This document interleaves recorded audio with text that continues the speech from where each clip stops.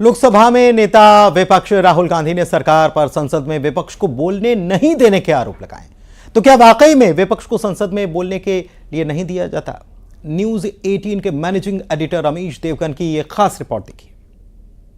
और अब वक्त है भी वो सत्य और तथ्य का। अभी हाल ही की बात है जब लोकसभा में विपक्ष के नेता श्री राहुल गांधी ने सत्ता पक्ष और चेयर पर एक बहुत गंभीर आरोप लगाया था। उन्होंने कहा था कि संसद में उन्हें बोलने नहीं दिया जाता, उनकी आवाज दबाई जा रही है। सुनिए श्रीमान राहुल जी ने क्या कहा था। लीडर ऑफ ऑपोजिशन को एक कन्वेंशन है कि बोलने दिया जाता है। जब भी मैं खड़ा होता हूं मुझे बोलने नहीं दिया जाता। लेकिन पूरा देश ये देखकर हैरान रह गया कि वक्फ संशोधन बिल पर चर्चा में राहुल गांधी ने हिस्सा ही नहीं लिया। लोकसभा में 8 घंटे से ज्यादा बहस हुई और राहुल गांधी जब भी सदन में दिखे मूक दर्शक बने दिखे। विपक्ष को करीब 3.5 घंटे बोलने का वक्त मिला था, लेकिन राहुल गांधी 3 मिनट बोलने के लिए भी नहीं उठे।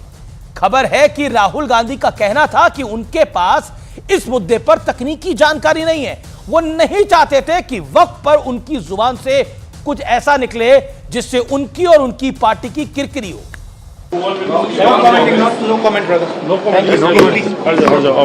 हाल ही में राहुल गांधी ने महीनों तक राफेल के मुद्दे पर जमकर बोला। सवाल उठ रहे हैं क्या वो तब डिफेंस के एक्सपर्ट थे या वो फाइटर प्लेन के एक्सपर्ट थे। राहुल गांधी कोविड के वक्त भी खूब बोले और कोविड वैक्सीन पर भी ज्ञानवर्धक बातें की। शायद उस वक्त वो हेल्थ एक्सपर्ट या फिर हेल्थ साइंटिस्ट बन गए होंगे, मेरी जानकारी नहीं है। राहुल गांधी वैट को गब्बर सिंह टैक्स बताते थे, तो क्या तब वो अर्थशास्त्री या टैक्स एक्सपर्ट बन गए थे? वो तो अग्निवीर पर भी बोलते थे, यानी उनमें डिफेंस सेक्टर की भी समझ उस समय आ गई होगी। राहुल गांधी आजकल संविधान की कॉपी लेकर भी खूब लहराते हैं। क्या वो कॉन्स्टिट्यूशनल एक्सपर्ट बन गए हैं या समझ गए होंगे? हिंदुत्व पर भी राहुल गांधी खूब बोलते हैं और बोलते हुए वो यहां तक कह जाते हैं कि ये सिखों और मुसलमानों को पीटने वाली विचारधारा है हिंदुत्व। यानी ऑलराउंडर जनाब राहुल गांधी जी को हिंदू धर्म की भी समझ है क्या?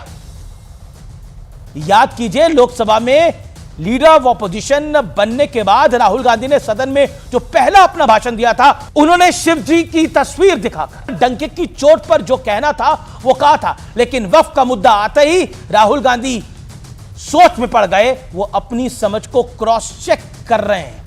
वक्फ का नाम आते ही उन्हें सारे कॉशन और प्रिकॉशंस याद आने लगे हैं, और वो भी तब जब 1 हफ्ते पहले ही उन्होंने लोकसभा अध्यक्ष को चिट्ठी लिखकर शिकायत की थी। संसद में उनकी आवाज को दबाया जा रहा था। जो राहुल गांधी दुनिया के किसी भी मुद्दे पर मोदी सरकार को घेरने से पीछे नहीं हटते, वो आज वक्फ पर चुप्पी साधे बैठे हैं। उनकी ये चुप्पी सारी कहानी बयां कर रही है। सत्य और तथ्य मैंने आपके समक्ष रख दिया, इसका विश्लेषण मैं आप पे छोड़ता हूं। और इसी के साथ स्पेशल रिपोर्ट में इतना ही।